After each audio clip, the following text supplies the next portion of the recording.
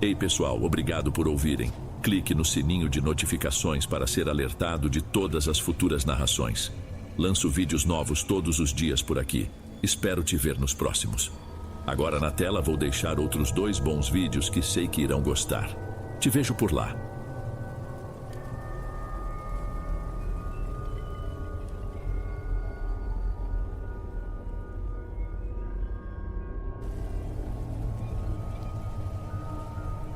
Antes de irmos para o último relato, se ainda estiver por aqui, comente o horário que está assistindo. Gosto de saber quem assiste os relatos até o final. Bem, vamos continuar.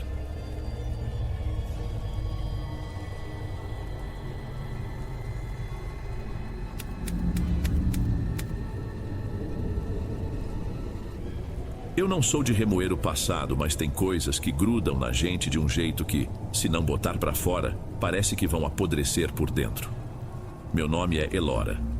Hoje minha vida é tranquila, mas levou tempo para chegar até aqui. Antes de tudo acontecer, eu tinha o que qualquer um chamaria de uma vida boa, simples.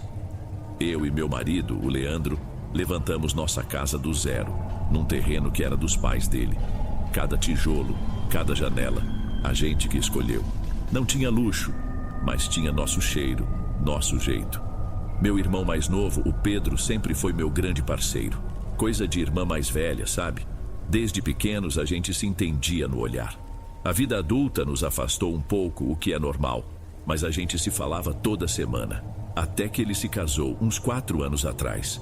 O nome dela é Morgana. Ele a conheceu numa daquelas viagens a trabalho, uma moça de longe, com um sotaque diferente. E em menos de 6 meses, já estavam morando juntos. A primeira vez que a vi foi num almoço de domingo lá em casa. Minha mãe fez aquela macarronada que só ela sabe, a família toda reunida na varanda, aquela barulheira boa de gente feliz. E a Morgana, ela estava lá, mas não estava. Sabe quando a pessoa parece uma peça de outro quebra-cabeça? Ela era bonita. Tinha um cabelo preto, liso, que caía reto até a cintura, mas o olhar era pesado. Ficava parada, quieta num canto, só observando, com um sorrisinho que não chegava nos olhos. Enquanto a gente ria, contava caso, ela passava o dedo na borda do copo, calada. Eu até tentei puxar assunto, perguntar da cidade dela, do que ela gostava de fazer. As respostas eram curtas, de uma palavra só. É, não sei, talvez. Na hora, eu pensei que fosse só timidez, que ela se sentia um peixe fora d'água no meio da nossa bagunça. Leandro até comentou comigo depois, baixinho. Sua cunhada nova é esquisita, hein?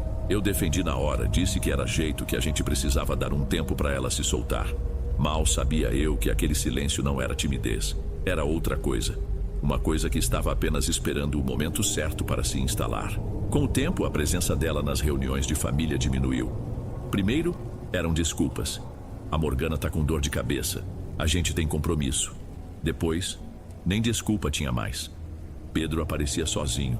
Ficava pouco, parecia sempre apressado. A gente sentia que algo estava errado, mas irmão não se mete em briga de marido e mulher, né? Pelo menos não sem ser chamado. A distância dele foi a que mais doeu. As ligações ficaram raras. As mensagens eram secas. Não era o meu irmão ali. Até que um dia, depois de quase 3 meses sem nos vermos direito, ele me ligou. Disse que ele e Morgana passariam em casa no fim da tarde para tomar um café. Fiquei animada. Pensei que as coisas estavam se ajeitando. Preparei um bolo, passei um café fresquinho, deixei a casa toda arrumada. Eles chegaram numa tarde cinzenta, daquelas que o céu pesa. O clima entrou junto com eles. Morgana me deu um beijo no rosto, mas a bochecha dela estava fria, a pele seca. Sentou no sofá e ficou ali, olhando para um ponto fixo na parede. Pedro tentava puxar assunto, falava do trabalho, do tempo, mas a conversa morria. Eu servi o bolo, ela pegou um pedaço minúsculo, mal tocou nele. Depois de uns goles de café, ela se levantou. Elora, posso usar seu banheiro? A voz dela soou quase como um sussurro. Claro, fica à vontade. É a 2ª porta no corredor. E ela foi. E demorou. Demorou muito. 20 minutos, meia hora. Pedro e eu ficamos na sala. O silêncio cada vez mais constrangedor. Eu já estava começando a ficar preocupada, pensando se ela tinha passado mal. Quando finalmente me levantei para ir ver o que estava acontecendo, a porta se abriu e ela saiu. com o rosto pálido, sem dizer uma palavra. Sentou-se de novo no sofá, como se nada tivesse acontecido. Pouco depois, eles se despediram e foram embora. Naquela noite eu não consegui dormir direito. A casa, que sempre foi meu refúgio, parecia estranha.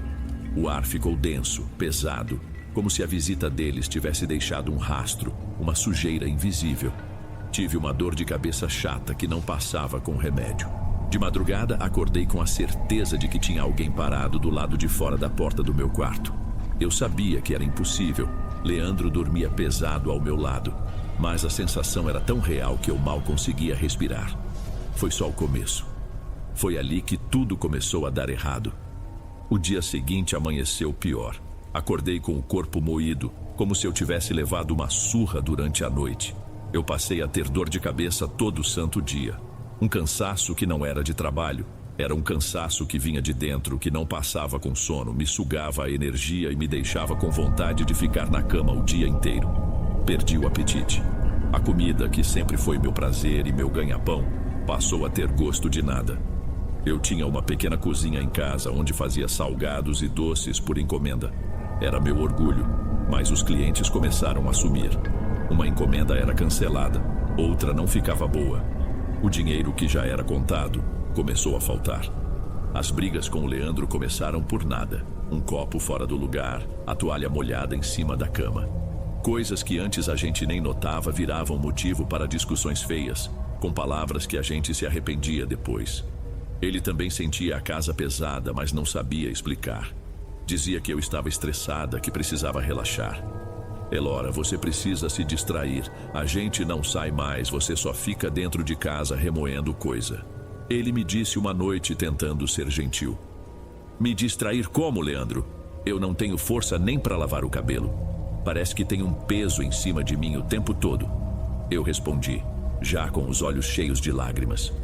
Fui ao posto de saúde, me examinaram, tiraram meu sangue, pediram uma bateria de exames. Passei dias naquela angústia, esperando um resultado que me dissesse o que eu tinha. E o resultado veio. Nada. Tudo normal. A médica me deu umas vitaminas, falou em estresse, em ansiedade. Disse que talvez eu estivesse com um começo de depressão. Mas eu sabia que não era isso. Era diferente. Eu sentia o tempo todo que tinha alguém me olhando, uma presença ruim, que parecia gostar do meu sofrimento. Em casa, as coisas pioravam. Eu acordava no meio da noite encharcada de suor, com o coração batendo descompassado. Comecei a ter pesadelos horríveis, sonhos confusos onde eu estava num lugar escuro e ouvia a risada de Morgana vindo de longe. Eu estava definhando e o pior era que ninguém parecia entender. Eu olhava no espelho e não me reconhecia mais. Estava mais magra, com olheiras fundas, com um olhar assustado que não era meu. Parecia que eu estava sumindo, desaparecendo aos poucos e não fazia a menor ideia de como lutar contra aquilo. As semanas se arrastaram naquela agonia silenciosa. Eu já não tinha mais forças para procurar médicos, para tentar encontrar uma lógica no que estava acontecendo.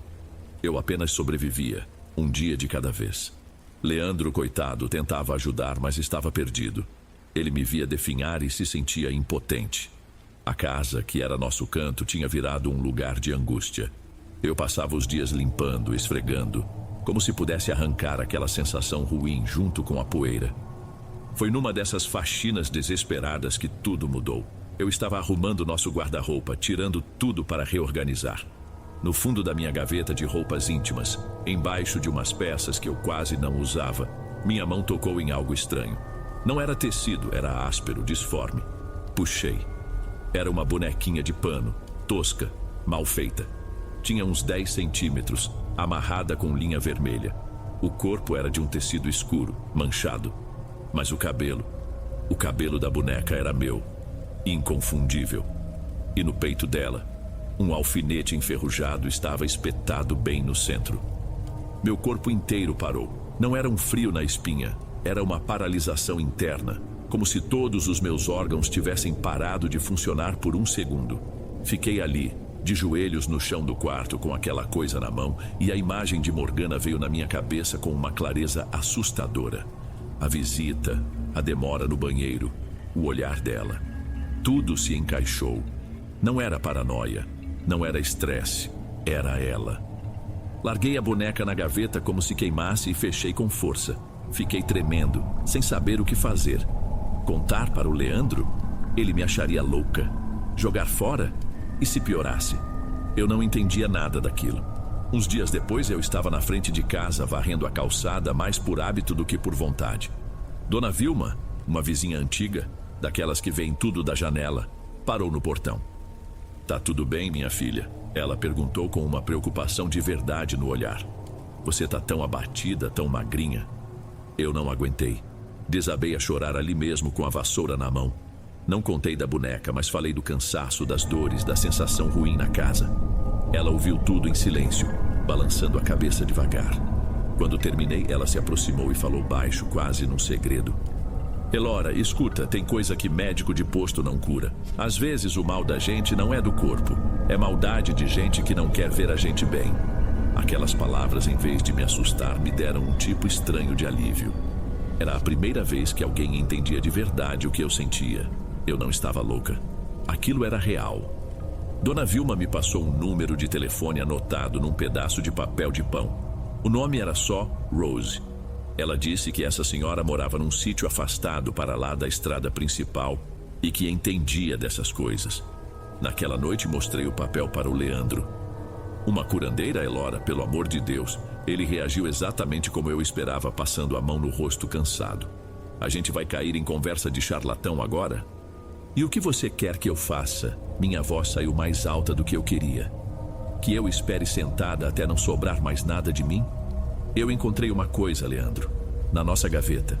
Uma boneca com meu cabelo." Contei para ele com a voz tremendo. Ele ficou em silêncio por um longo tempo, o olhar perdido. Eu via no rosto dele a confusão, a briga entre não querer acreditar e estar com medo. Por fim, ele suspirou, derrotado. "Tá bom, eu te levo. Mas se eu sentir cheiro de trambique, a gente vai embora na mesma hora." Liguei no dia seguinte. Uma voz rouca e firme atendeu sem rodeios. Falei meu nome e ela apenas disse: "Pode vir amanhã antes do sol se pôr." E desligou. O caminho era longo, uns 40 quilômetros por uma estradinha de terra que sacudia o carro inteiro. Quanto mais a gente se afastava do asfalto, mais o mato ficava denso e fechado. Chegamos a uma chácara simples, com um portão de madeira caindo e umas galinhas ciscando no terreiro. A casa era pequena, de tijolo à vista, com janelas de madeira pintadas de azul desbotado. Dona Rose nos esperava na varanda, sentada numa cadeira de balanço. Era uma senhora de uns 70 anos, magra, com a pele enrugada pelo sol e um cabelo branco preso num coque apertado. Os olhos dela eram escuros e pareciam que furavam a gente. Ela me analisou de cima a baixo. "Ele fica aqui fora," ela disse, apontando o queixo para o Leandro. "Você entra." A sala dela cheirava a ervas secas e cera de vela. Tinha poucos móveis, um altar num canto com algumas imagens e muitos raminhos pendurados nas paredes. Ela me mandou sentar numa cadeira de madeira na frente dela. "Não precisa me contar sua história, eu já estou vendo." Ela falou sem desviar o olhar do meu. "O teu mal não nasceu em você. Foi colocado. É trabalho feito por inveja. Inveja da sua casa, do seu marido, da sua vida. E quem fez é mulher, e é perto. Do seu sangue não é, mas bebe do seu café." Cada palavra era como uma pedra. "Ela quer te secar, secar sua alegria, seu dinheiro, seu casamento." Dona Rose fez uma pausa e me olhou fundo. "E quer secar teu ventre também, para você nunca botar um filho no mundo." Aquilo me acertou em cheio. Eu e Leandro tentávamos ter um filho há quase 2 anos, sem sucesso. Os médicos diziam que estava tudo bem com a gente, que era só continuar tentando. Eu nunca tinha contado isso para ninguém da família. Dona Rose não tinha como saber. Naquele momento ali, toda a minha dúvida acabou. Aquela mulher, naquela casa simples no meio do nada, sabia da minha vida mais do que eu mesma. Dona Rose me deu uma lista de coisas para fazer. Eram instruções precisas, sem espaço para erro. Banhos com ervas amargas por 7 noites seguidas, sempre depois da meia-noite. Orações específicas que eu nunca tinha ouvido antes para serem rezadas de frente para a porta da rua. E o mais importante, disciplina e fé. Ela me avisou que quando a gente começa a limpar, a sujeira reage. Não espere paz, menina, espere guerra. O que está grudado em você não vai querer sair fácil. Você vai ter que ser mais forte. Ela disse, me entregando um saquinho de pano com as ervas. Voltei para casa em silêncio. Leandro não me perguntou nada, mas vi no rosto dele que a conversa com Dona Rose do lado de fora tinha mudado alguma coisa. Ele não estava mais duvidando, estava com medo. Naquela mesma noite comecei. Esperei Leandro dormir e fui para o banheiro. A água do chuveiro, misturada com as ervas de arruda e guiné, soltava um cheiro forte que impregnava o ar. A água escorria pelo meu corpo com uma cor esverdeada, escura. Era uma sensação estranha. A pele ardia um pouco. Depois do banho, não podia me enxugar. Tinha que me enrolar num lençol branco e rezar, como ela mandou. A primeira noite foi a pior. Assim que apaguei a luz do quarto, os ruídos começaram. Não eram os estalos normais da casa. Eram arranhões leves vindo de dentro da parede do corredor. Depois, um barulho de algo caindo na cozinha. Meu corpo inteiro ficou tenso. Cobri a cabeça com o edredom. O coração parecia que ia sair pela boca, rezando baixo até o dia amanhecer. Na segunda noite, depois do banho, quando eu estava no meio da oração na sala, a lâmpada da varanda queimou com um estalo seco, nos deixando numa escuridão completa. Leandro deu um pulo da cama. "O que foi isso?" Ele gritou do quarto. "A luz queimou", respondi, tentando manter a voz firme. Ele apareceu na porta da sala, iluminando o corredor com a lanterna do celular. O feixe de luz varreu o corredor e, por uma fração de segundo, iluminou algo que não deveria estar ali. Não tinha um formato definido, era uma mancha de um escuro que parecia absorver a luz da lanterna antes de se recolher para a parede e sumir. Nós dois vimos.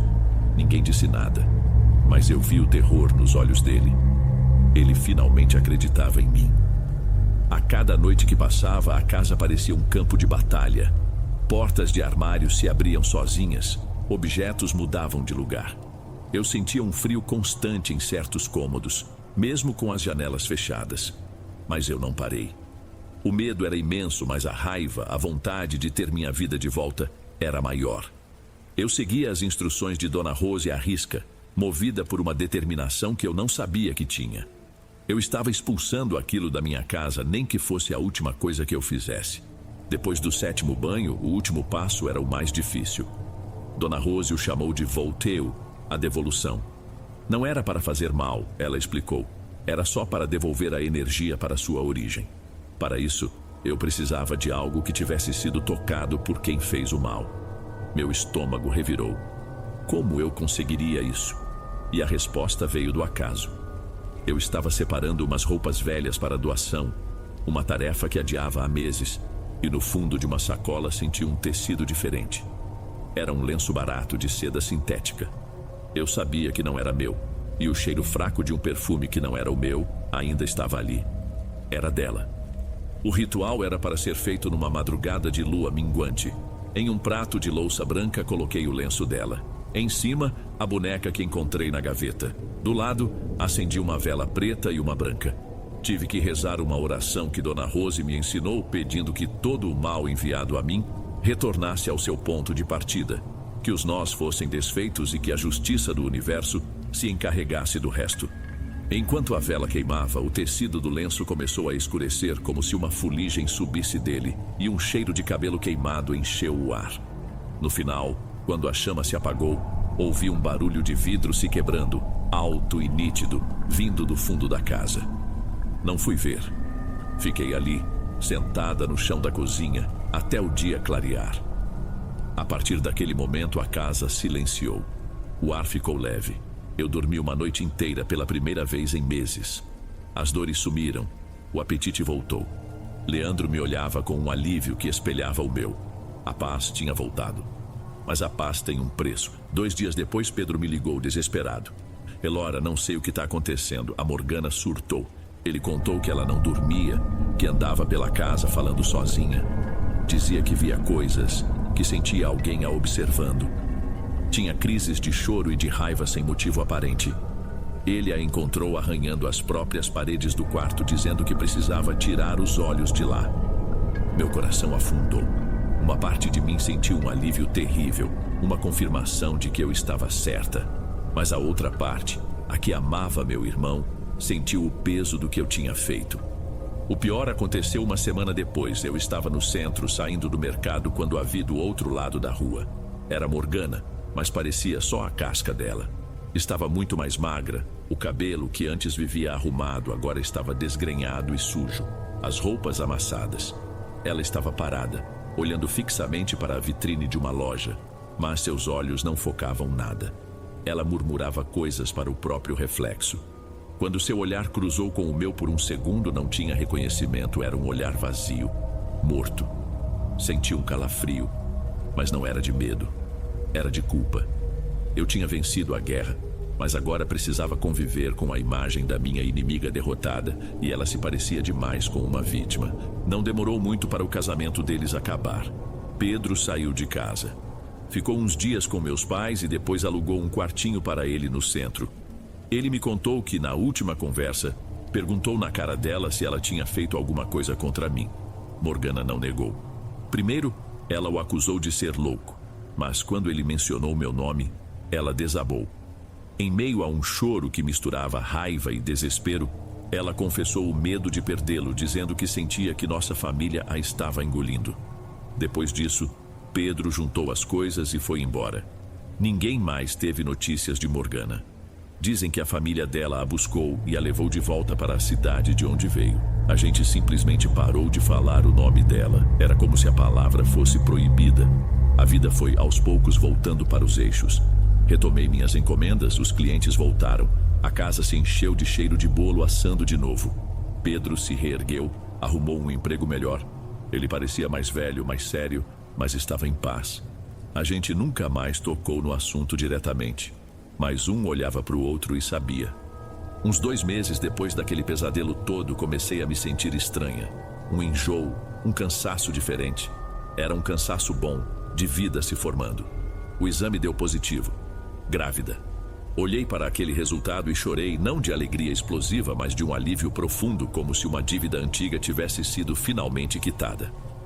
Fui ver Dona Rose uma última vez para agradecer. Levei para ela um queijo fresco, o melhor que encontrei na feira. Ela me recebeu com o mesmo olhar sério. A vida se abre quando o veneno seca, ela disse antes mesmo de eu falar da gravidez. Mas escute bem, menina. Onde a praga ataca, a terra fica marcada. O que te fizeram deixou uma cicatriz na sua alma. Não vai doer mais, mas está aí. É uma porta. Você precisa mantê-la fechada. E essa foi a maior lição que tirei disso tudo. Hoje minha filha corre pelo quintal. Minha casa é um lugar de paz, mas eu mudei. A ingenuidade se foi. Aprendi que o mal não precisa de motivo. Às vezes, basta a felicidade do outro. Aprendi a ser vigilante. Faço minhas rezas. Mantenho um galho de arruda na porta, acendo meu incenso. Não por medo, mas por respeito. Porque eu sei que o mundo é cheio de portas. E eu, por escolha e por necessidade, aprendi a manter a minha trancada. A paz que eu tenho hoje não foi de graça. Eu lutei por ela e a protejo todos os dias.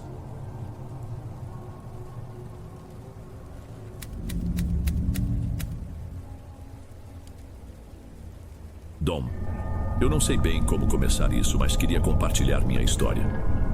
Já faz um tempo, mas parece que foi ontem. Meu nome é Laerte. E na época, eu tinha 26 anos. Morava com meu irmão mais novo, o Jefferson, na casa que foi dos nossos pais, num bairro operário. Um daqueles lugares que ficam espremidos entre uma avenida grande e uma área industrial. A gente só tinha um ao outro, sabe? Minha rotina era um moedor. Eu trabalhava numa fábrica de embalagens, no turno que acabava às 10 da noite. Pegava o mesmo ônibus, descia no mesmo ponto e andava os últimos 4 quarteirões até em casa. Era um caminho que eu fazia no automático, de cabeça baixa, só pensando em chegar e desabar. Mas de uns meses pra cá, alguma coisa começou a mudar. Não foi de uma vez. Começou com um som. Era um zumbido baixo, elétrico, quase como o de uma geladeira velha prestes a pifar. Só que vinha da rua. A primeira vez que notei, achei que era coisa da minha cabeça. Algum eco do barulho da fábrica que tinha ficado no meu ouvido. O mais estranho era a reação dos cachorros. Os vira-latas da vizinhança, que latiam todos juntos toda santa noite, ficavam quietos. Um silêncio pesado, interrompido só por uns choramingos baixos, como se estivessem com dor. E então o zumbido parecia tomar conta de tudo. Eu comentava com o Jefferson e ele, claro, tirava sarro. Dizia que eu estava trabalhando demais, que precisava de férias. No fundo, eu queria acreditar nisso. Era mais fácil do que admitir que aquele silêncio e aquele zumbido me deixavam com uma sensação ruim, um aperto no peito que não tinha explicação. Eu tentei esquecer, de verdade. Passei quase uma semana me convencendo de que era cansaço, que a tal mulher era só alguém que eu não conhecia e que minha cabeça tinha preenchido o resto com bobagem.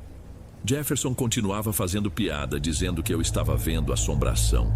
A gente ria e por um momento tudo parecia normal de novo. Mas eu ia descobrir que aquela normalidade era só uma casca fina prestes a quebrar. Numa terça-feira, a mesma rotina. Desci do ônibus, o ar estava pesado, abafado. E lá estava o zumbido de novo, mais insistente. As luzes amareladas dos postes pareciam mais fracas, as sombras mais compridas. Foi quando eu a vi. Não era só um vulto na distância. Ela estava lá, inconfundível, na mesma calçada que eu, mas do outro lado da rua. O vestido escuro e longo, o véu ou chale cobrindo o rosto, tudo igual. Só que desta vez ela não estava parada no meio do nada. Ela estava plantada, imóvel, bem em frente à casa do seu antenor, um senhor que morava sozinho umas 5 casas antes da minha. Eu parei sem nem pensar, recuando para a sombra de um muro alto. Fiquei sem ar. Ela não fazia nada, só ficava ali, uma estátua escura encarando a porta da casa dele. Fiquei observando, o coração martelando no peito. Depois de um minuto que pareceu uma eternidade, ela se virou e começou a andar, se afastando na direção contrária à minha. O som dos saltos dela batendo no asfalto era a única coisa que quebrava o silêncio. Era um som seco, metódico, que foi diminuindo até sumir. Cheguei em casa com as pernas bambas, tranquei a porta, conferi a tranca 2 vezes. Jefferson já estava dormindo. Melhor assim. O que eu ia dizer? Viu uma mulher estranha parada na frente da casa do vizinho? Ele ia rir e mandar eu ir dormir. Eu mesmo queria acreditar que era loucura. Na manhã seguinte, o barulho na rua me acordou. Não era o barulho de sempre. Eram vozes, muitas vozes, e o som inconfundível do rádio da polícia. Olhei pela janela da sala. Uma ambulância estava parada exatamente onde a mulher esteve na noite anterior, em frente à casa do seu antenor. Vesti uma camiseta e saí. Os vizinhos estavam todos na calçada, de pijama, comentando. Dona Célia, da casa da esquina, me viu e já veio falando. O seu antenor tinha morrido durante a noite. O sobrinho veio visitá-lo de manhã e o encontrou na cama. Um infarto, disseram. Morreu dormindo, coitado, nem sentiu. Eu ouvi as palavras dela, mas minha mente estava em outro lugar. Estava conectando os pontos. O zumbido, a mulher, a vigília silenciosa dela na calçada. A morte. Não era uma coincidência. Era uma espécie de anúncio. E por algum motivo, eu tinha sido o único a ver o aviso chegar. A confirmação veio menos de 2 semanas depois. O mesmo zumbido na volta para casa, mais insistente. E lá estava ela, imóvel, em frente ao pequeno sobrado de Dona Elisandra, a costureira do fim da rua. Não esperei para ver o que acontecia. Na manhã seguinte, o silêncio e o carro da funerária na porta dela confirmaram tudo. Um derrame fulminante, foi o que ouvi dizer. Depois daquilo, algo em mim se quebrou. O medo continuava lá, mas agora ele vinha misturado com uma responsabilidade que eu não pedi. Eu tinha virado o vigia da rua. Cada noite era a mesma coisa. Chegava do trabalho, comia qualquer coisa que o Jefferson tivesse deixado e me postava na janela da sala, a que dava para a rua. Ficava ali por horas, no escuro, só observando. Qualquer movimento me sobressaltava. Cada carro que passava, cada pessoa que caminhava mais tarde da noite.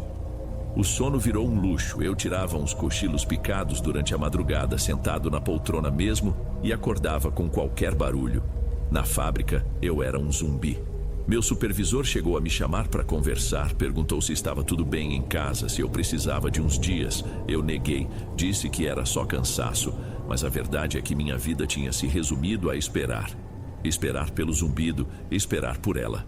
Jefferson, claro, percebeu. As brincadeiras dele acabaram. Ele parou de tirar sarro e a preocupação apareceu no rosto dele.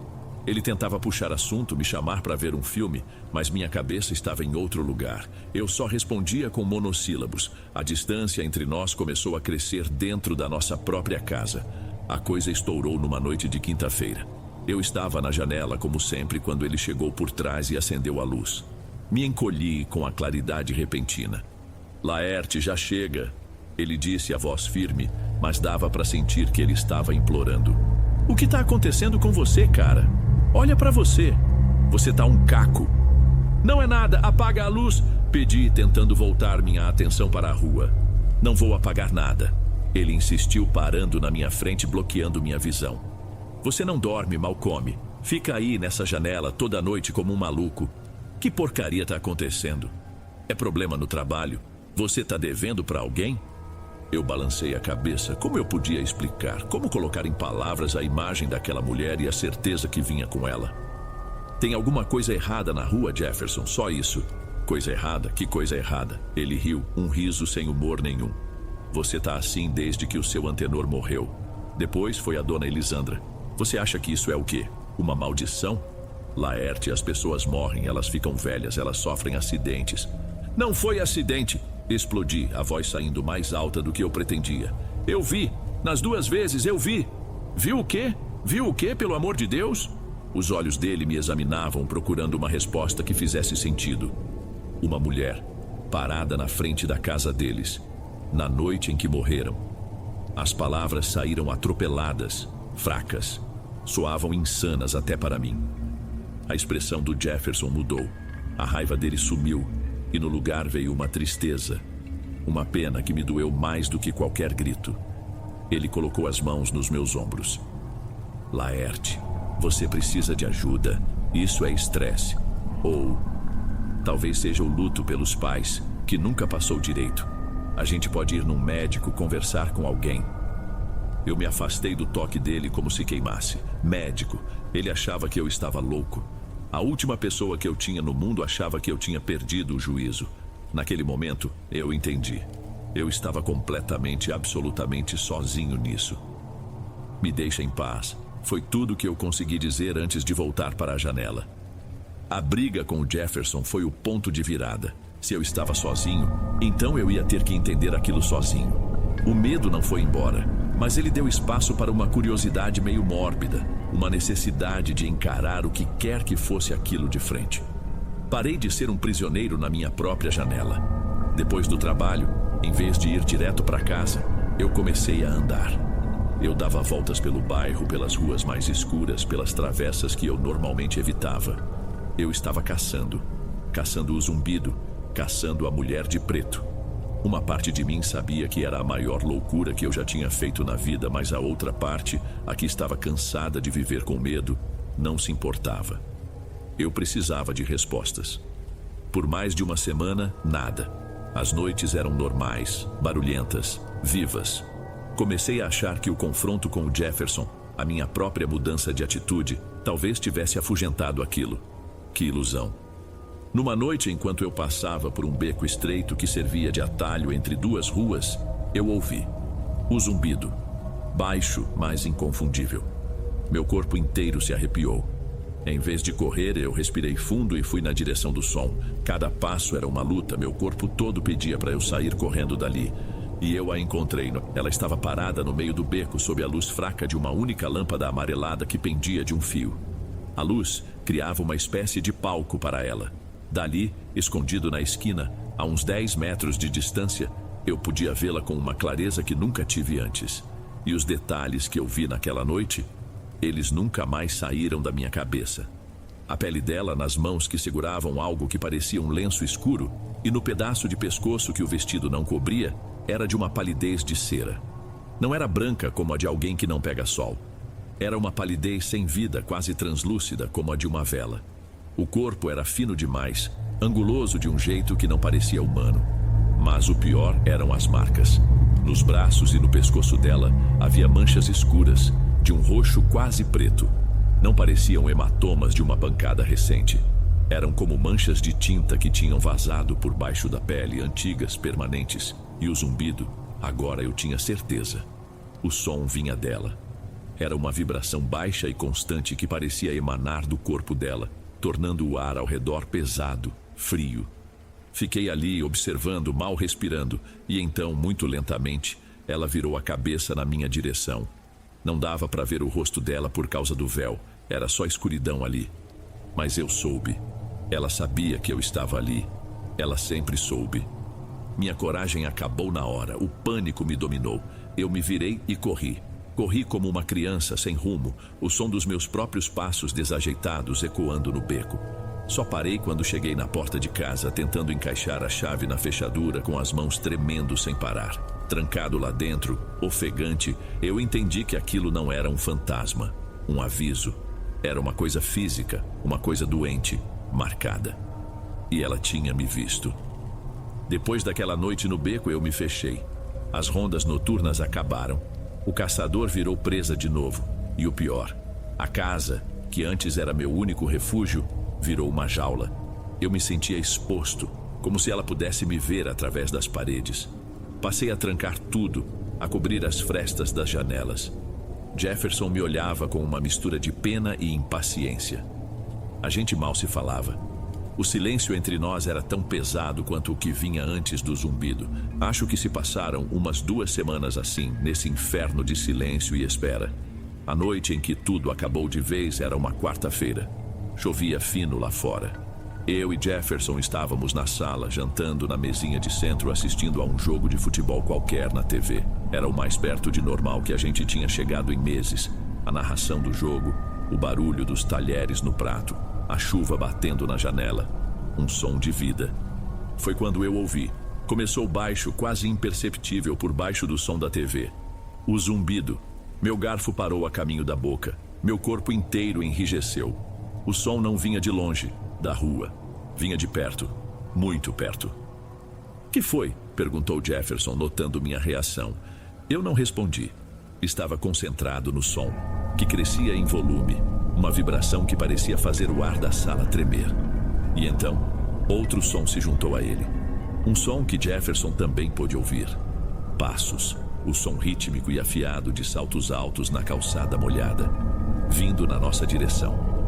O som parou, bem em frente ao nosso portão. "Ué, quem será uma hora dessas?" Jefferson resmungou, mais curioso do que preocupado, fazendo menção de se levantar. "Não!" Eu gritei, a voz rasgada pelo pânico. Agarrei o braço dele com uma força que eu não sabia que tinha.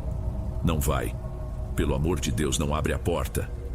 Ele me olhou assustado com a minha reação.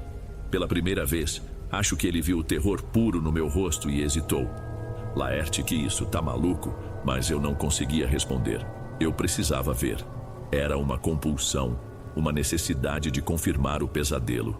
Fui até a cortina da janela, as pernas como se fossem de gelatina, e afastei 1 centímetro do tecido. E lá estava ela, parada na nossa calçada, bem no meio do nosso portão. A chuva fina parecia não tocá-la. A figura escura, o véu escondendo o nada, a postura imóvel de uma estátua. Ela olhava diretamente para a nossa casa, para a nossa porta, para mim. Naquele momento, uma coisa estranha aconteceu. O pânico passou. No lugar, veio uma calma horrível, uma certeza de que tinha acabado. Era isso. Depois de tanto fugir, de tanto vigiar, ela tinha vindo me buscar. Era o meu nome na lista dela. O sentimento não era de alívio, mas de ponto final. A espera tinha terminado. Virei o rosto devagar para o meu irmão. Ele continuava sentado, me olhando com os olhos arregalados, sem entender nada. "Tá tudo bem, Jefferson." Minha voz saiu como um sussurro. "Fica aí, já vai passar." Ele não entendeu o que eu quis dizer, eu mal entendia. Fiquei ali, esperando o golpe final, a dor, o que quer que viesse, mas nada veio. Depois de 1 minuto que durou 1 século, ouvi os saltos de novo se afastando. O zumbido diminuiu até desaparecer. Ela tinha ido embora. O aviso tinha sido dado, eu só não sabia quando a coisa ia acontecer. Eu passei aquela noite em claro, sentado no sofá da sala, esperando. Cada batida do meu coração parecia um passo a mais na direção do fim. Eu esperava por uma dor no peito, uma falta de ar, qualquer sinal de que a sentença estava sendo cumprida. O sol nasceu, entrando pela fresta da cortina, e eu ainda estava ali, vivo. Um alívio estranho e desconfiado começou a tomar conta de mim. Talvez eu tivesse entendido tudo errado. Meu alívio durou pouco. Jefferson acordou se queixando de uma dor de cabeça terrível. Ele raramente ficava doente. Tinha uma saúde de ferro. Deve ser o estresse de ontem, ele disse com a mão na testa. Minha cabeça parece que vai explodir. Eu disse para ele ficar em casa, não ir trabalhar. Preparei um café forte e dei um remédio para ele. Achei que em algumas horas ele estaria bem, mas ele não melhorou. Pelo contrário, a dor de cabeça deu lugar a uma febre alta que o fez delirar. Ele tremia de frio debaixo de 2 cobertores, falando coisas sem sentido, chamando pela nossa mãe. Sua respiração ficou pesada, difícil. No fim da tarde, o desespero me tomou. Enquanto eu tentava colocar um pano úmido em sua testa, afastei a manga da sua camisa. E foi quando eu vi, no braço dele, uma mancha escura, roxa, disforme. Uma mancha idêntica às que eu tinha visto nos braços daquela mulher. Fiquei tonto. Não era para mim. A visita, a sentença, nunca foi para mim. Era para ele. O tempo todo, era para ele. Corri para o telefone. Liguei para um serviço de emergência, mas a voz do outro lado da linha parecia distante, abafada pelo meu próprio pânico. Voltei para o quarto. Mais manchas apareciam agora no pescoço e nos braços de Jefferson, como se uma tinta escura estivesse se espalhando por baixo da sua pele. Eram frias, geladas ao toque. Ele estava queimando em febre, mas a pele marcada estava gelada. Em um momento de lucidez, ele abriu os olhos e me encarou. Havia um terror ali que eu jamais vou esquecer. Laerte. Ele sussurrou a voz rouca. A mulher, ela tá aqui. Tá com frio. Ele morreu pouco depois da meia-noite. Nos seus últimos segundos, seus olhos se arregalaram para um canto do quarto e o grito ficou preso na sua garganta. Ele viu alguma coisa antes de partir. Eu sei que viu. O médico que veio atestar o óbito não soube o que dizer. Olhou as marcas, mediu a temperatura do corpo já sem vida, balançou a cabeça. No laudo, escreveu morte súbita por causa indeterminada. Mas eu sabia a causa. Ela não era só um anúncio. Ela era a doença. Ela era a morte. Depois do enterro do meu irmão, nunca mais ouvi o zumbido. Os cães da rua voltaram a latir. A vida no bairro seguiu seu curso, ignorante do mal que tinha passado por ali. Aquela coisa ruim tinha terminado o serviço e ido embora. Eu me mudei daquela casa 2 semanas depois. Não conseguia mais respirar lá dentro. Hoje moro em outro lugar, bem longe. Tento viver uma vida normal. Mas toda noite, quando o silêncio se instala, eu me pergunto: será que, se eu não tivesse olhado, se eu não tivesse me obcecado, se eu não tivesse me tornado uma testemunha, ela teria passado direto pela nossa porta? Será que a minha atenção, o meu medo, foi o que a atraiu para a minha família? Eu nunca vou saber. Esse é o meu castigo agora. Viver para sempre com essa dúvida e com a imagem do meu irmão morrendo, olhando para algo no quarto que só ele podia ver.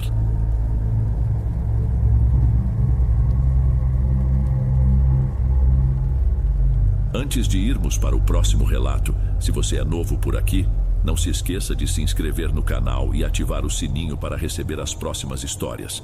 Sua presença é importante e seu apoio é essencial. Bem, vamos continuar.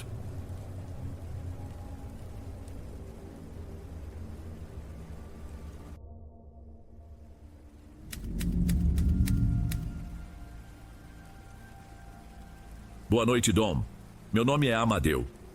Vivo de pintura e pequenos reparos desde que me separei, porque conta vence todo mês e tinta não se nega. Quando me avisaram de um casarão recém-comprado por um cara de fora chamado Seu Aristides, topei sem discutir preço. Diária alta, almoço incluído, dinheiro na mão.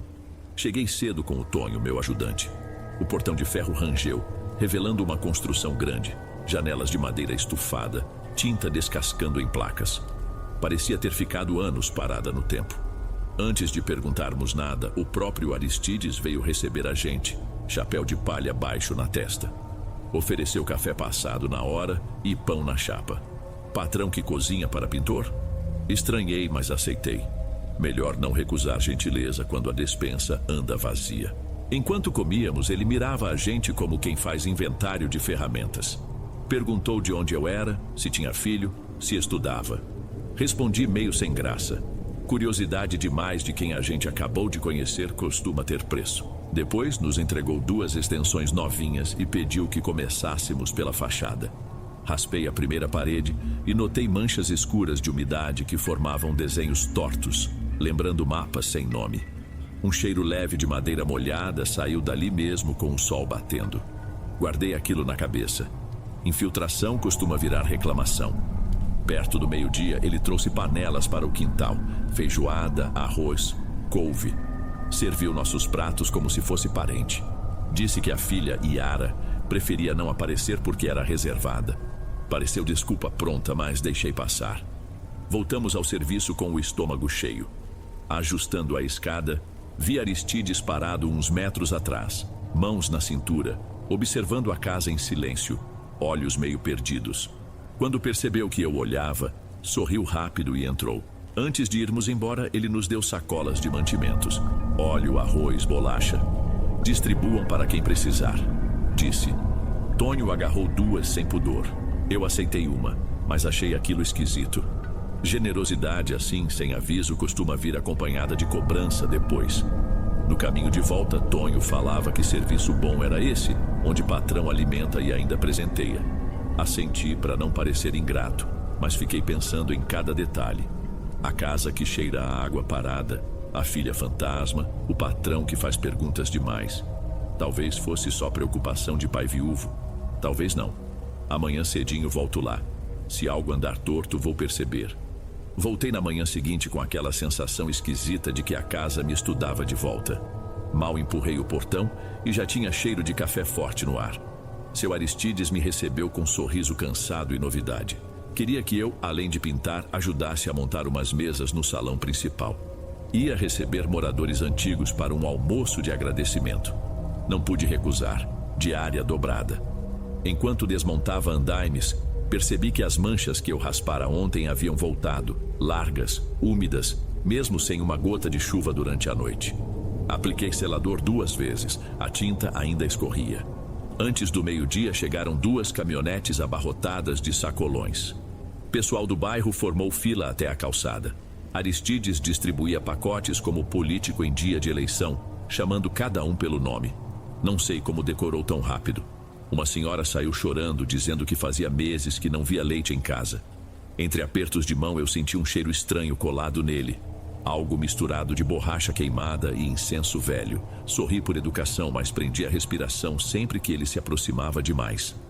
Tonho cochichou que eu devia perguntar pela filha porque, segundo o padeiro, ela era moça bonita que não sai da toca. Ri, desconversei, continuei pintando a viga. Mais tarde, porém, vi uma silhueta atrás da cortina do quarto de cima, cabelos retos na altura do ombro, braços cruzados. Quando ergui a mão em cumprimento, a cortina fechou de repente.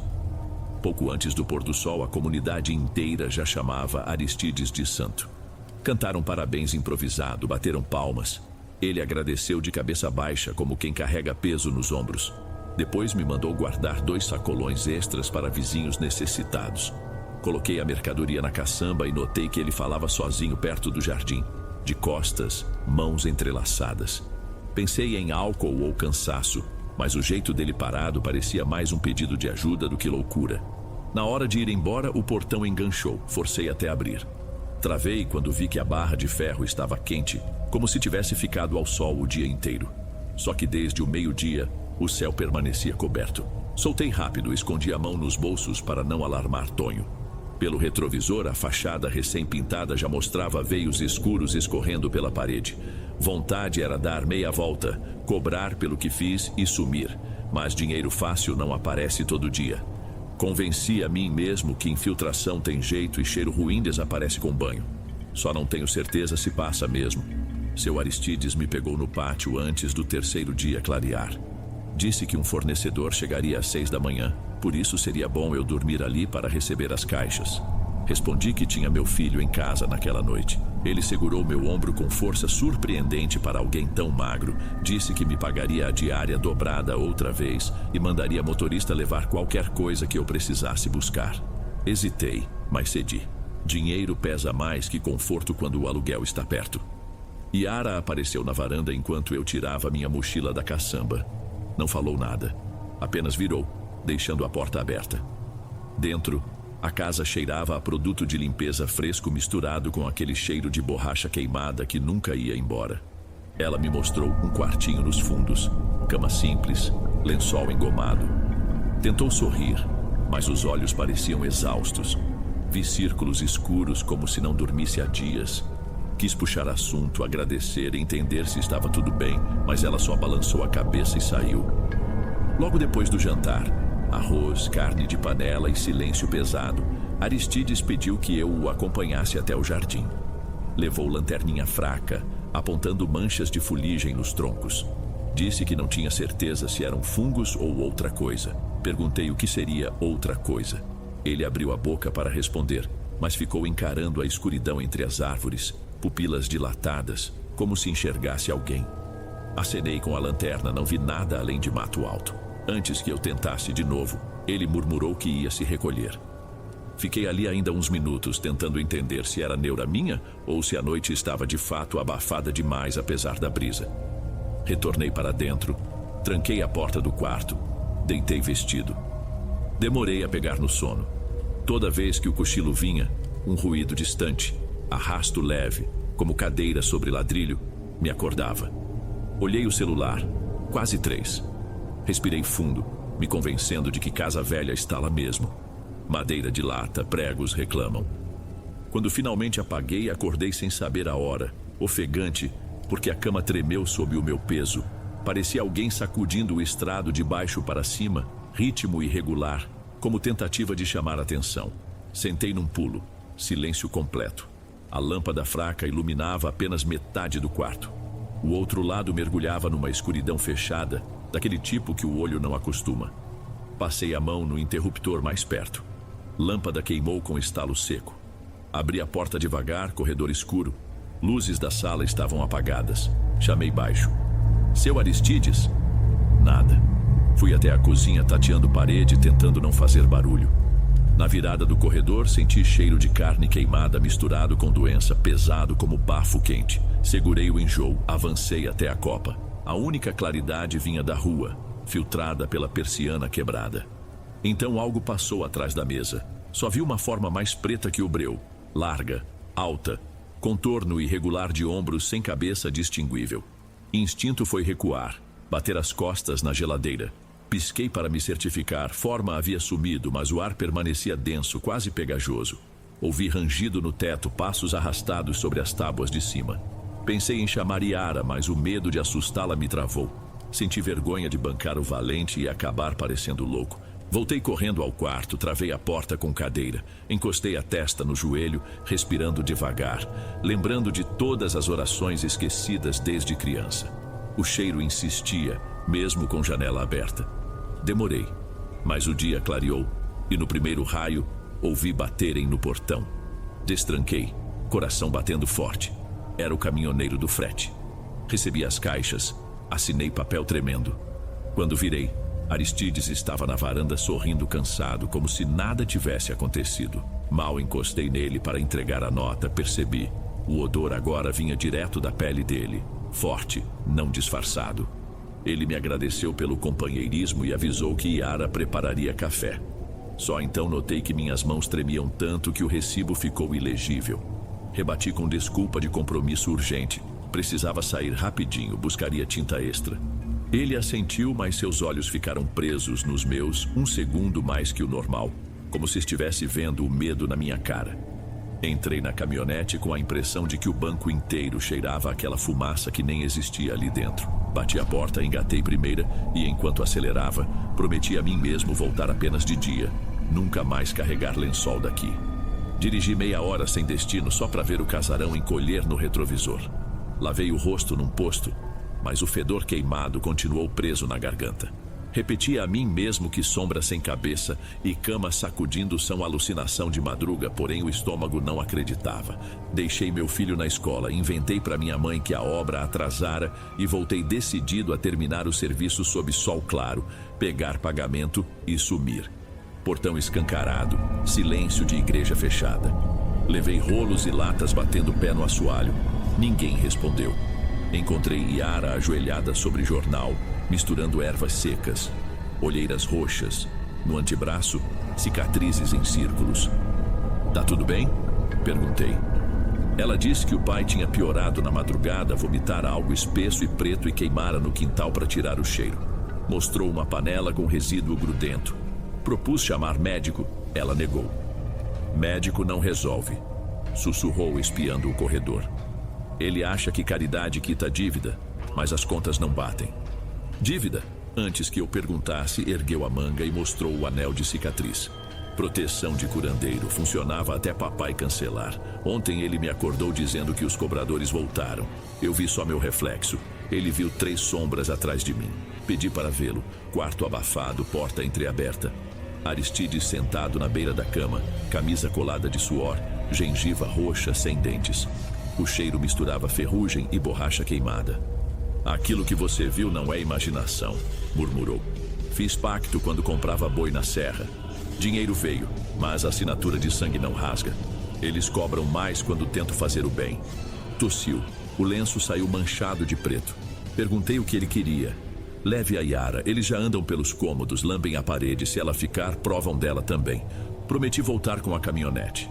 No corredor, Yara segurava um saco de mantimentos. Disse que arrumaria a mala antes do pôr do sol e pediu que eu não a deixasse sozinha à noite.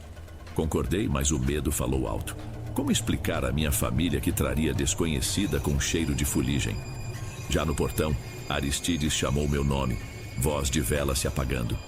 "Se você falhar, eles vão atrás do seu menino." Gelei na hora, não precisei olhar para saber que ele via algo atrás de mim. Na manhã seguinte, eu ainda tentava decidir entre fugir com Yara ou proteger meu filho quando seu Aristides anunciou um churrasco para os idosos da aposentadoria. "Seria agradecimento final antes da viagem", disse. A palavra final eriçou meu braço, mas ajudei a montar mesas no quintal. Queria vigiar tudo de perto. Vieram uns 30 velhinhos, bengalas riscando terra batida. Yara servia suco. Eu virava espetos sobre a brasa enquanto fuligem subia do carvão como se brotasse do solo. Aristides andava entre as mesas, curvado e sorridente, distribuindo envelopes de papel pardo recheados de notas. Cada idoso erguia as mãos em louvor, mas no rosto dele escorria suor preto que manchava a toalha. Quando a carne quase pronta, o céu nublou num sopro. A brisa virou ar quente vindo de baixo, trazendo partículas cinzas que giravam só ali. Então ouvi um mugido grave, comprido, sem direção. Uma senhora apertou meu braço. "Você escutou esse boi?" Assenti. O som repetiu mais forte. A fumaça adensou-se perto da cerca, formando dorso musculoso, 4 patas largas. No lugar da cabeça, apenas um vazio noturno. O bicho deslizava, deixando grama chamuscada a cada passo. "Pra dentro, agora!" gritei. A voz saiu fraca, garganta travada pelo fedor de borracha queimada. Bengalas bateram, cadeiras tombaram. Enquanto empurrava gente para o corredor, vi Aristides imóvel diante da criatura, como devedor frente ao cobrador. O boi ergueu-se e da pele do velho jorrou fumaça que se juntou ao corpo negro, engrossando-o. Ele cambaleou, mas ficou em pé. "Tá pago, deixem minha filha", murmurou. A entidade avançou. O solo rangeu como madeira rachando. Antes que engolisse o velho, virou o vazio no lugar da cabeça para mim. Uma força que eu não via me empurrou contra a parede. Ar faltou. Yara gritou meu nome distante. Vidros estouraram no quarto de cima. Idosos rezavam em coro. Pensei no meu filho esperando o ônibus. Reuni força, puxei Yara pelo pulso e corremos. Na fuga, vi o boi se desfazer em redemoinho, sugando o suor escuro de Aristides, agora de joelhos. Cada respiração dele soava como negociação. Arrastei Yara até a caminhonete. Ela soluçava que não podia largar o pai, mas os dedos dela deixavam fuligem no meu braço. Liguei o motor e disparei. 3 quarteirões depois parei ofegante. Yara encostou a testa no vidro. "Você viu, né?" Assenti, pulmões ainda ardendo. Não era delírio de doente, era cobrança. E agora meu nome talvez tivesse sido adicionado à dívida. Voltei mentalmente à véspera. Aristides insistira que servir carne era sinal de abundância, que Deus anotaria o gesto. Percebi, tarde demais, que ele tentava saldar parcelas atrasadas em prestações públicas. As manchas que devoravam as paredes agora apareciam no piso do quintal.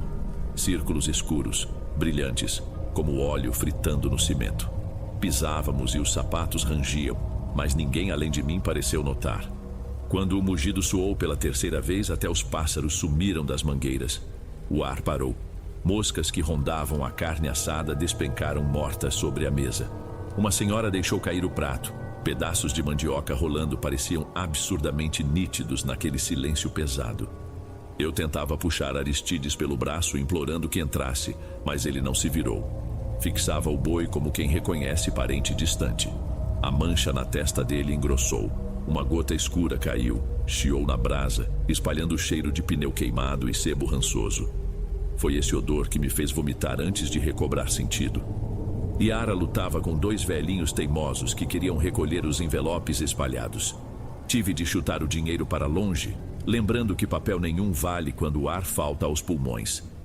Fiquei 2 horas parado na rua tentando convencer Yara a ir direto para um hotel, mas ela insistiu em buscar ajuda antes que caísse a noite. Acabamos batendo na porta de Dona Rita, benzedeira que mora num lote com horta de ervas cheirosas e paredes azuis descascadas. Ela atendeu sozinha, olhou para mim, depois para Yara e só perguntou: "O cheiro veio com vocês?" Nem esperou resposta. Mandou a gente entrar, acendeu carvão numa latinha furada e jogou arruda, alfazema, pedaços secos de alguma casca amarga. A fumaça subiu branca, depois acinzentada, e por um instante pareceu puxar um fio escuro do pulso de Yara. "Isso não é praga comum", murmurou Rita, segurando o braço dela com 2 dedos só. "É pendência de sangue. Quem devia pagar já não tem força." Expliquei atropelado tudo que pude, boi sem cabeça incluído. A velha abriu a Bíblia num salmo, mas fechou logo, como se a página não bastasse. Pediu um galão de sal grosso, linha vermelha e lamparina. Não demorou, e moradores do bairro já traziam o material. Fofoca corre mais rápido que sirene. Voltamos ao casarão em comboio. O quintal parecia ter respirado fuligem. Manchas negras marcavam cada pegada que deixávamos. Rita enfiou punhados de sal nos bolsos e riscou um círculo sobre o ladrilho da sala, misturando sal, pó de café e cinza. Mandou Yara se sentar dentro, costas eretas, mãos no colo. Eu segurei a lamparina na porta. "Ninguém rompe esse traço, custe o que custar", advertiu. Sua voz soou firme, mas as mãos tremiam. Ela começou oração baixa, português misturado com palavra antiga que eu não entendi.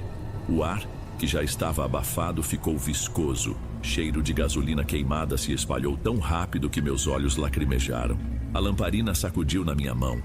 Vidro trincou por dentro sem estourar. O pavio se apagou, embora o óleo ainda estivesse lá. Seguiu-se silêncio que sugava até o som do próprio coração. Então, como se alguém derramasse tinta num balde transparente, uma coisa preta e grossa escorreu do forro, gotejou sobre o círculo de sal e começou a girar sobre si, lenta, formando redemoinho na altura das costas de Dona Rita. Ela ergueu a voz, mas engasgou. Tossiu seco, tossiu de novo, até uma nuvem escura sair da boca dela. Cambaleou, tentando não cruzar a linha, só que o pó virou lama sob seus pés. Corri para puxá-la, mas Rita esticou o braço, bloqueando meu movimento. Os olhos dela pareciam pedir: "Não entra." Mesmo assim, ultrapassei o traço um palmo. Senti a pele arder como se tivesse encostado num fogão ligado. Rita caiu de joelhos. A nuvem mergulhou nas costas curvadas dela e desapareceu como fumaça sugada por exaustor. Ela arquejou, puxando ar que parecia não existir. A voz virou sussurro: "Corte o resto." E desmaiou nos meus braços. Carreguei Rita para fora, Yara colada atrás. No corredor, percebi que as manchas de sal espalhadas pelo chão borbulhavam feito gordura quente, soltando estalos secos. O círculo estava aberto em 2 rachaduras pretas que avançavam como rachadura em vidro. Coloquei Rita na carroceria de uma picape de vizinho. O peito dela subia pouco. Cada expiração soltava bafinho cinza. Enquanto ligavam o motor, Yara apertava o terço tão forte que as contas machucavam os dedos, mas nenhuma prece saía. Quando o carro arrancou, senti o quintal inteiro vibrar, como se o solo tivesse engolido um trovão. Olhei para trás. Por cima do telhado escapavam filetes de fumaça negra, finos, muitos, lembrando cobras escalando o céu sem lua. E se aquilo resolveu seguir a trilha de Rita até o hospital? E se, ao falhar com Aristides, viesse direto atrás de mim? De repente, O único pensamento claro foi meu filho saindo da escola, mochila maior que as costas, atravessando faixas sem imaginar. Corri para a caminhonete. Yara entrou junto, ainda agarrada ao terço. Disse que precisava ver o pai, mas eu só conseguia pensar em chegar em casa antes que o sol morresse completamente. Dei partida. À medida que nos afastávamos, percebi que no retrovisor a casa parecia respirar. Janelas cediças inflavam e esvaziavam num ritmo lento, exalando um vapor escuro que apagava o fim da rua. Pela primeira vez, senti que a dívida tinha passado do vencimento e agora cobrava juros sobre qualquer um que ousasse intervir. Dirigi feito um bandido fugindo da polícia, mas a fumaça parecia colar no retrovisor. Cheguei à casa da minha mãe antes das aulas acabarem. Respirei aliviado ao ver meu menino chutando tampinha no quintal. Mandei ele entrar, fechar portas e não ligar a TV alta. Inventei pane na obra. Qualquer desculpa cola quando o cheiro de pneu queimado ainda escapa pelo colarinho. Antes de tudo, fui até o quarto onde ele brincava. Estava no chão, concentrado, desenhando num papel amassado. Me ajoelhei ao seu lado e ele me mostrou a obra. Um boneco de palito gigante com luvas. Esse é você, pai. O goleiro. Abracei ele forte, sentindo o cheiro bom de lápis de cera e de infância. Um cheiro limpo. Por aquele instante, o fedor de fuligem que me perseguia pareceu recuar.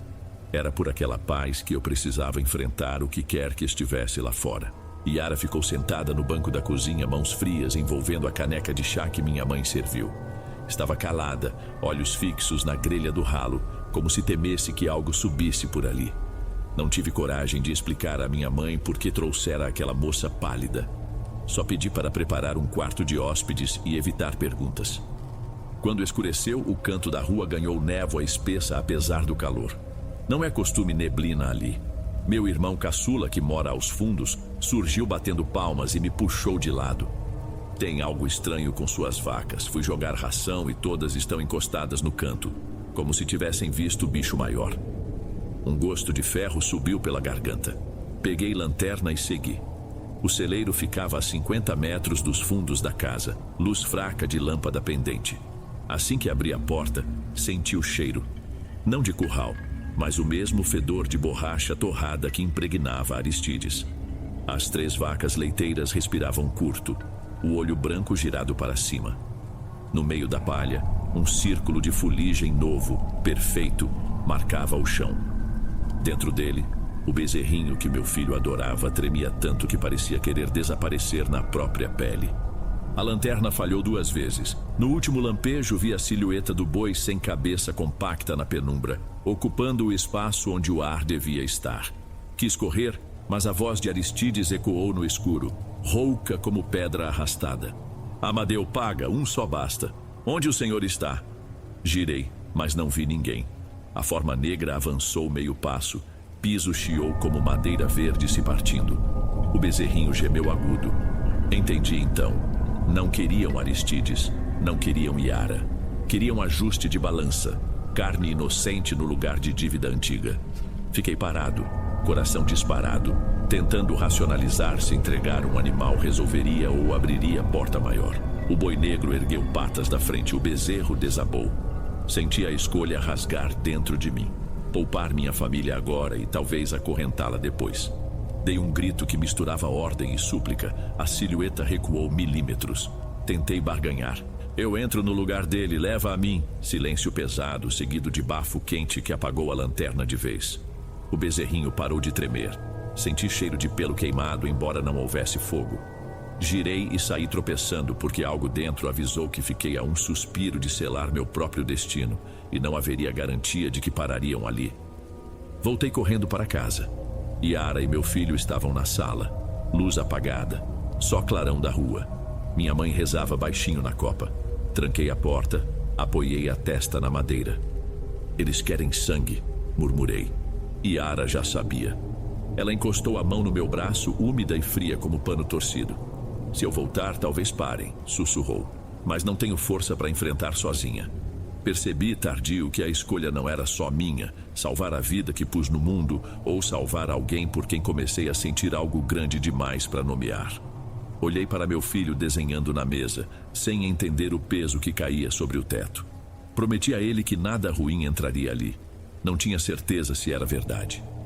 Mais tarde, a neblina se adensou no quintal. Formas escuras circulavam além da cerca sem pressa, como caçadores após ferir a presa. A cada volta, rasgavam o ar com um mugido grave, lembrando que a conta uma hora chega para todo mundo. Parei diante da porta, chave na mão, ciente de que a próxima decisão cortaria minhas costelas por dentro. Ou entrego o bezerro, e quem garante que depois não pediriam outro? Ou atravesso aquela neblina disposto a queimar junto com Aristides e o que restou da dívida. Meu irmão insistia que eu chamasse a polícia ou um veterinário, mas explicar boi sem cabeça cobrando pacto renderia internação, não socorro. Passei a madrugada na sala, janela entreaberta, mirando a névoa que rondava como cão farejando o portão. Yara cochilava no sofá, rosário enrolado no pulso. Meu filho dormia no quarto dos fundos, abraçado a um travesseiro gasto. Entre nós três, havia apenas madeira, tijolo e a promessa que fiz de protegê-lo. Promessa que soava vazia toda vez que o mugido distante vibrava no vidro. Quando o relógio marcou 4 da manhã, compreendi que a dívida não ia voltar para o pasto nem seguir Dona Rita. Ficaria girando em torno de quem restou. Eu, Yara e o que representávamos um para o outro. Levantei, peguei a chave da caminhonete e um galão de combustível que guardo para o gerador. Yara acordou no susto. Vou terminar isso. Falei baixo, a voz mais firme do que eu sentia. Ela quis vir, neguei. Deixei telefone ao alcance caso algo rompesse a porta. Antes de sair, observei meu menino. Respiração calma, inocência intacta por pouco. Prometi silenciosamente que voltaria antes da primeira aula, mesmo sem acreditar. A estrada estava vazia, céu ainda escuro. Faltando 500 metros, senti cheiro de pneu queimado dentro da cabine. Sinal de que o casarão respirava fuligem como chaminé. Parei na porteira, desliguei faróis, desci com galão e isqueiro. Todo o quintal tremeluzia num brilho de carvão vivo. No centro, seu Aristides ajoelhado, roupas coladas de suor preto, cabeça pendendo como boi exausto no curral. Ao redor dele, 12 marcas circulares iguais às do celeiro pulsavam faíscas escuras. A silhueta do boi sem cabeça ia de um círculo a outro, absorvendo fumaça que jorrava dos poros do velho, engordando cada vez que completava a volta. Eu avançava em passos curtos, galão batendo no joelho, decidindo se falava ou apenas agia. Aristides levantou o rosto, olhos perdidos, mas lúcidos o bastante para reconhecer quem chegava. Pensei que fosse me trair. Sussurrou, voz arranhada. Vem negociar. Não, vim pôr fim nisso. Ele riu, tosse virou vômito escuro sobre o gramado. O boi parou, encarou-nos com aquele nada onde deveria haver cabeça. Senti pressão no peito, como se ar se transformasse em areia. Desrosquei a tampa do galão, respirei fundo. O plano era tosco, queimar a casa até virar pilha de cinzas. Sem casca, talvez a dívida perdesse abrigo. Enquanto despejava combustível nos degraus da varanda, Aristides gemeu. A madeira não é o alvo, sou eu. Então sai do caminho. Ele arrastou o corpo até a porta, bloqueando-a. Deixa que me levem, mas poupa a menina. A última palavra saiu num estalo, como corda rompendo. O boi avançou, o casco afundando no piso. A varanda chiou tal qual lenha na fogueira. Eu tremia tanto que quase larguei o isqueiro. Nesse segundo percebi que se queimasse tudo ali, o velho arderia. Pagamento imediato, definitivo. Mas e Yara? E o rastro que essa coisa talvez seguisse até minha casa? Olhei para Aristides. Não havia mais homem ali, só o resto de um homem segurando uma dívida de sangue. Ele mesmo sabia. Pressionou a mão no peito, catou fôlego e falou. Risca agora, enquanto eles comem de mim. Não foi heroísmo meu, foi desespero. Risquei. Chama azul estalou, lambeu o corrimão engordurado de fuligem. O boi recuou 2 passos, mugido seco vibrando no teto. O fogo subiu rápido, como se a casa estivesse untada de óleo havia anos. Vidros estouraram, fumaça negra se misturou às chamas, gerando labaredas que pareciam mastigar ar. Aristides não gritou. Encostado ao batente, deixou-se abraçar pelo clarão. Quando o telhado cedeu com estrondo, distingui um sopro de alívio na expressão dele. Ou foi minha culpa querendo encontrar sentido. Retrocedi tropeçando, calor atirando o labirinto nos ouvidos. A silhueta do boi tentou formar-se além das chamas, mas se desfez em fiapos que o vento levou rumo à mata. Não havia mais adubo para aquele medo. Corri até a caminhonete ofegante, túnel de fumaça atrás. O sol começou a nascer, tingindo tudo de laranja sujo. No espelho retrovisor, o casarão virou fogueira isolada, sem ninguém para apagar. O cheiro de borracha queimada diminuía a cada quilômetro. Não sumiu por completo, mas se tornou eco fraco. Lembrança de dívida quitada às pressas. Alcancei meu quintal antes das 7. Yara esperava na soleira, rosto inchado de choro. Contei apenas que o pai descansava e que a fumaça parecia ter ido junto. Ela entendeu, mas a tristeza dela não cabia em palavra nenhuma. Meu filho me abraçou sem saber por quê. A camisa dele cheirava à infância, não à fuligem. Foi só então que percebi o silêncio. Nenhum mugido, nenhum estalo no teto. Só o pássaro matutino comum, cantando assunto banal. Agora conto essa história porque preciso contar a alguém que não vai me chamar de mentiroso. A casa queimou inteira, só restou chaminé torta. Porém, às vezes ainda sinto o ar ficar pesado quando penso demais no assunto. Talvez seja só medo tardio. Talvez seja aviso de que a dívida pode até sumir. Mas o medo fica. Por via das dúvidas, mantenho sal grosso atrás das portas e durmo com luz do corredor acesa. Sei que fui falho, hesitei, quase entreguei outra vida em troca da minha paz. Nenhum herói aqui. Apenas um pai que, desde aquele dia, prende a respiração sempre que sente cheiro de churrasco na vizinhança e reza para que o vento não traga nada além de fumaça.